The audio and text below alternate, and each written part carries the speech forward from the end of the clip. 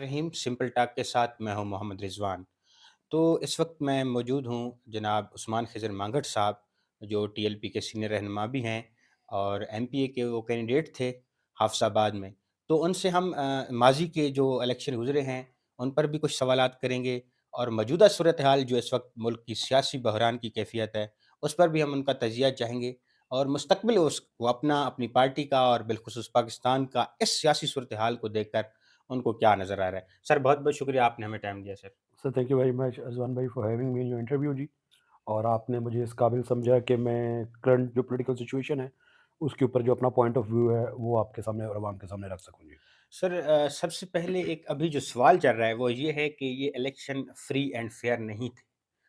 आप क्या समझते हैं कि ये फ्री एंड फेयर इलेक्शन का मतलब क्या होता है? क्योंकि आवाम को ये नहीं समझ आ रही एक लेमैन में बंदे को कि ये फ्री एंड फेयर होता क्या है?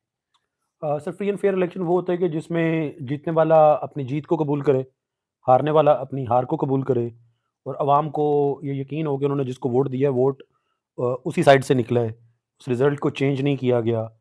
ये फेयर एंड फ्री इलेक्शन होता है। और फेयर एंड फ्री इलेक्शन ये होता है कि जिसमें लाइक जो लोगों का ट्रस्ट है वो टुवर्ड्स दी इंस्टीट्यूशंस डेवलप हो, ना कि वो शटर हो जाए और लोग ये कहने पे मजबूर हो जाएं कि जनाब ये तो हमने किया ही नहीं, ये तो सारा ऑलरेडी मैनिपुलेटेड मैनेज एक सारा प्रोसेस था जिसमें से हमें गुजार दिया गया है और ये एक इलेक्शन का प्रोसेस नहीं था, ये वेस्ट ऑफ मनी थी।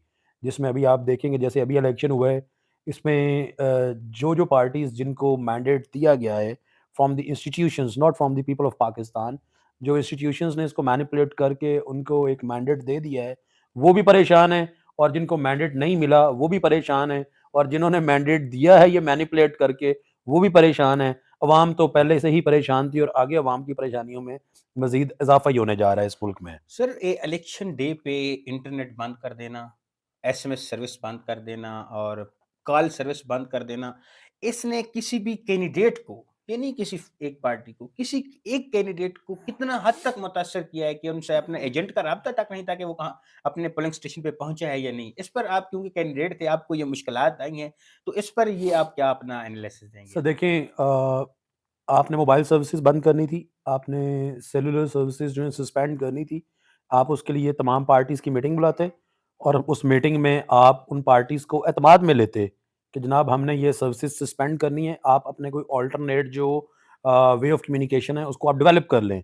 तो पार्टीज़ प्रायर इन टाइम उसके ऊपर वर्क करती। ना किसी पार्टी को बताया गया कि हमने सेलुलर सर्विसेज सस्पेंड करनी है, इंटरनेट को सस्पेंड करना है, बल्कि ऑन द अदर हैंड ये एश्योरिटीज़ दी जाती रही बाकायदा तमाम इदारों की तरफ से कि इलेक्शन डे पे ऐसा कुछ नहीं होगा।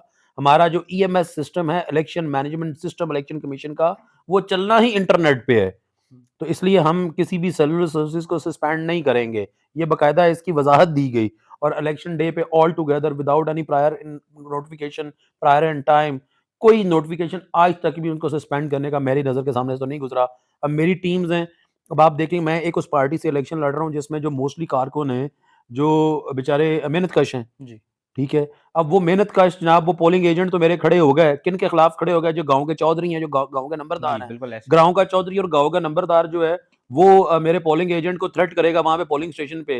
मेरे पोलिंग एजेंट को गेट के साथ लगा के बैठा देगा और अपने वो लोगों को वो कहेगा कि इस पे ठप्पा लगाओ, ऊपर खड़ा होके कहेगा। तो वो मेहनतकश बेचारा वहाँ क्या मेरे लिए अपनी जान दे देगा? उसके पास एक ही सोर्स है कि वो मुझे कॉल कर। उससे इन्फॉर्म करे कि हमारे साथ यहाँ पे ये ज्यादती हो रही है। वो सोर्स है, या मुझे व्हाट्सएप करे या मुझे कोई वीडियो भेजे या मुझे कॉल करे। तो जब आपने वो सोर्स ही कट डाउन कर दिया तो फिर फेयर एंड फ्री इलेक्शन क्यों आपने इस कौम के माथे के ऊपर ये एक धब्बा लगा दिया और हिस्ट्री के अंदर आपने ये एक धब्बा लगा दिया है। ये सर सारा मैनिपुलेटेड ड्रामा था, कोई इलेक्शन नहीं था। मुझे ना किसी तौहीन अदालत का खौफ है, ना मुझे किसी तौहीन अदारे का खौफ है।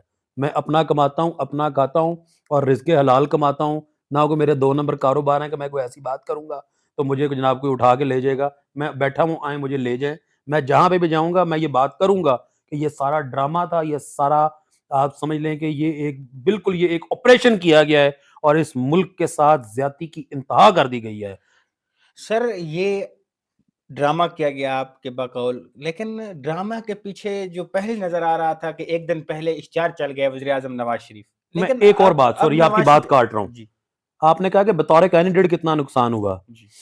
मेरे वोटर्स वो नहीं है कि जिनके पास अपनी V8 गाड़ी हैं। जी, ये मेरे वोटर्स वो नहीं है कि जिनके पास अपने कोई जनाब उनके पास कोई अपने रिक्शे हैं। मेरे वोटर्स वो नहीं है जिनके पास जो है अपनी उनकी लैंड क्रूजरें हैं। जी, मेरा वोटर वो है जिस बेचारे ने रेहड़ी लगाई हुई है, जी, उसने अपनी रेहड़ी को 1 घंटे के लिए बंद करना है और बंद करके उसने निज़ाम मुस्तफ़ा सल्लल्लाहु अलैहि वसल्लम के लिए वोट देने आना है। जी सर। ठीक है? जब उसने वोट देने के लिए आना है, तो वहाँ पे आगे सेलुलर सर्विसेज़ ही नहीं है। उसका वोट पता चलेगा कि सबसे बड़ा फ्रॉड ये था कि आपने सेलुलर सर्विसेज़ को सस्पेंड किया। दूसरा फ्रॉड ये था, एक ही घर का एक बंदे का वोट इस पोलिंग स्टेशन पे, दूसरे बंदे का वोट 40 किलोमीटर दूर दूसरे पोलिंग स्टेशन पे।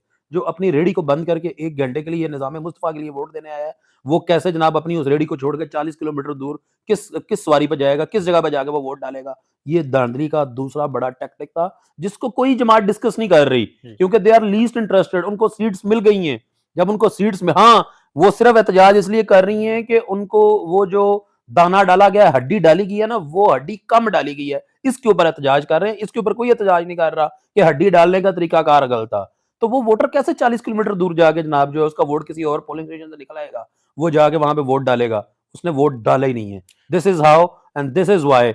और ये सबसे बड़ा एक आपको हराने का, सिस्टम से वॉश आउट करने का ये एक हरबा आजमाया गया है। कोई उसके ऊपर बात करे या ना करे, मैं जब तक अगला इलेक्शन नहीं होगा, मैं इनकी जान नहीं छोड़ूंगा। मैं बात जरूर करूंगा और मैं करता रहूंगा। इस तरह से ये धांधली की गई है। वोटर को कैंडिडेट से कट किया गया है। कैंडिडेट को अपने एजेंट से और अपनी टीम से कट ऑफ किया गया है। और प्रॉपरली एक निफ्यूरियस डिजाइन के जरिए आपने एक स्याह धब्बा इस मुल्क के माथे के ऊपर लगा दिया है इलेक्शन 2024 के नाम पे। सर, कहा जाता है कि मज़हबी पार्टियों को तो मिलता ही इतना वोट है, 8-10 हज़ार इनका वोट होता है, इनको अब पड़ गए तो ये एक सीट अगर पंजाब में इन्होंने पीपी 55 की निकाल रही है, तो और ये नहीं निकाल सकते थे। ये तो अब ये बहाने बना रहे हैं कि हमारे साथ ये हुआ है, हमारे साथ एस्टेब्लिशमेंट ये कर रही है। ये मतलब ये हमें समझ नहीं आ रही है इस बात की कि आपको पंजाब में 1 सीट मिल गई है, लेकिन दीगर आप कहते हैं कि हमारा राब्ता नहीं है उसका। 1 सीट कैसे मिली है, वो भी आप जानते हैं। और सारा रात वो अहमद महमूद खान की प्रेस कॉन्फ्रेंस भी है, वो शायद बैठे रहे बेचारे और सुबह उन्होंने अपने कारकुन को बुलाया, वो 20,000 उसका जितना वोट था ना, वो सारा वोट उधर आ गया, तो तब उसको नोटिफ़िकेशन मिला। तो इस चीज़ को हमें ये समझ नहीं आ रही कि फ्री एंड फेयर क्या है? मैं तो कहता हूँ ये ड्रामे से भी थोड़ा आगे वाला जो चीज़ होती है, ये वो है। तो अब मौजूदा सूरत-ए-हाल ये है कि नून लीग नहीं तैयार हुकूमत के लिए, पीपल्स पार्टी नहीं तैयार, जेएचयूआई नहीं तैयार। अब ये सियासी बहरान कब खत्म होगा या इसका दोबारा इलेक्शन कराना पड़ेगा? सर, जो कहते हैं ना कि जी एक सीट मिल गई और मजहबी जमातों को इतना वोट मिलता है, जी, मैं चैलेंज करता हूँ नवाज शरीफ मेरे मुकाबले में आके इलेक्शन लड़ ले। मेरे हल्के पीपी 38 हाफिजाबाद से इंटरनेशनल ऑब्जर्वर्स बुला लेते हैं वहां पे पूरी दुनिया से। ठीक है? और पूरी दुनिया के ऑब्जर्वर्स वहां पे आ जाएं, मुबसरीन वहां पे आ जाएं, मेरे मुकाबले में आके पीपी 38 का इलेक्शन लड़ नवाज़ ले। शरीफ का आप कह जी, रहे हैं? नवाज शरीफ बजाते खुद मेरे खिलाफ आके इलेक्शन लड़ लें, सराजुल हक साहब लड़ लें, फजलुर रहमान साहब लड़ लें, मेरे हल्के में आके। पूरी दुनिया से मुबसरीन बुला लेते हैं, fair and free election ensure करते हैं, सेलुलर सर्विसेज को हम सस्पेंड नहीं होने देते, तो शाम को पता चल जाएगा कि मजहबी जमातों का कितना वोट है। पीपी 38 की सीट तहरीक लबैक पाकिस्तान ने विन की है। इसका नतीजा 2 फरवरी को डिसाइड करके हमारे नाम के ऊपर कांटा लगा दिया गया था। और जितना वोट पीपी 38 में लोगों ने तहरीक लबैक पाकिस्तान को और उस्मान खिजर मांगट को दिया है, क्यों दिया है? क्योंकि उस्मान खिजर मांगट हाफिज इलामा खादिम हुसैन रिजवी रहमतुल्लाह अलैह का नुमाइंदा था, उनका नौकर था। लोगों ने इतना प्यार दिया, मुझे अपनी पूरी जिंदगी में वो प्यार नहीं भुला सकता। तो मैं चैलेंज करता हूँ, ओपन चैलेंज करता हूँ कि जनाब जिस मर्जी जमात का सरबराह आके पीपी 38 में इंटरनेशनल जो ऑब्जर्वर्स हैं, मुबसरीन हैं, उनकी मौजूदगी में एक नया इलेक्शन करवा लें, दूध का दूध और पानी का पानी हो जाएगा। आप 31,700 वोट पहले मिल रहा है रात को, फिर अगले दिन सुबह 11 बजे उसको 18,970 किया जाता है और अगले दिन शाम को 5 बजे उसको 11,296 कर दिया जाता है। जहाँ पे अब कहते हैं जी फॉर्म 45 आप ले आएँ, वो वाला फॉर्म 45 ले आएँ, जिस फॉर्म 45 को तैयार करने के लिए मेरे पोलिंग एजेंट्स को बाहर निकाल दिया गया था।